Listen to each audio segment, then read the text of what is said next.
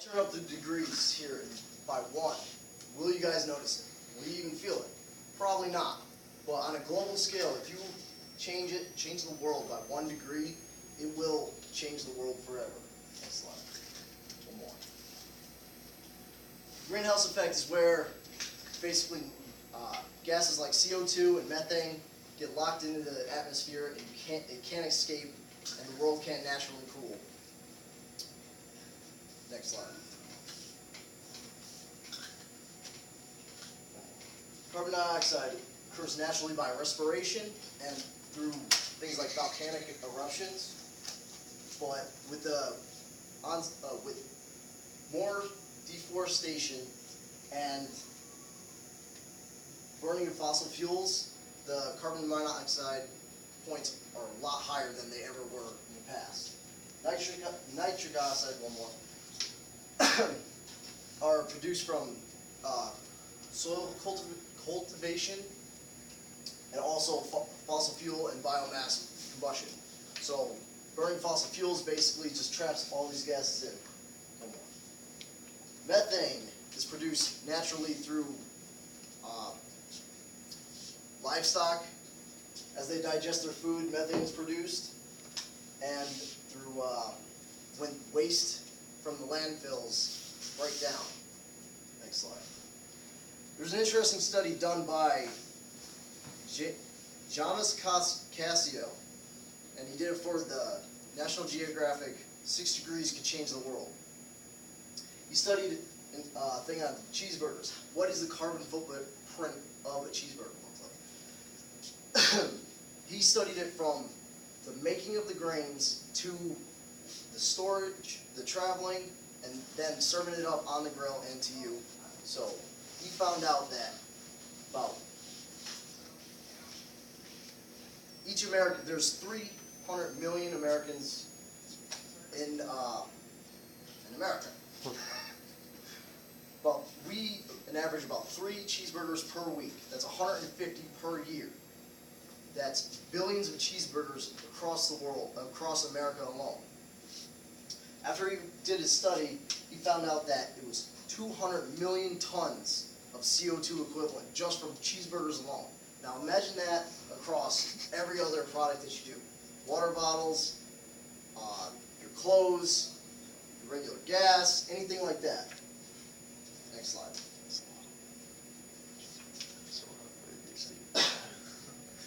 Pretty sure I average into that. Polarized gas. From Dive Discover, it shows that from 1979 to 2003, you can see that the ice caps are significantly smaller. That's due to the rise in temperature that we are currently experiencing now. When the temperature rises, the ice caps start melting, and then you're going to experience flooding. If it rises more, then the flooding will occur, and your coastal cities might end up underwater. Next slide. Why does this affect us?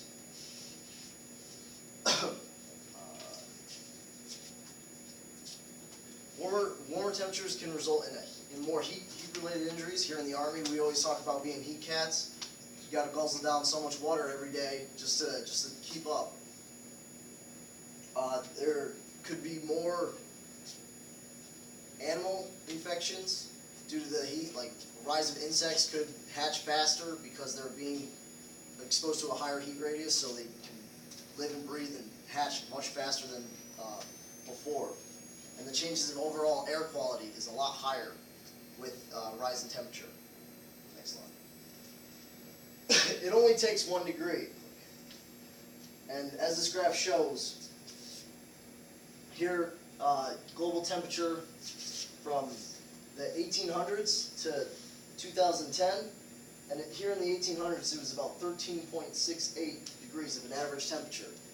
Here we're looking at about 14.47. We've already experienced polar ice cap melts. We've already experienced a lot of changes in the world and the environment, and as it changes, if it gets any worse, you could experience massive droughts, massive flooding from ice caps, massive fires, forest fires and things like that.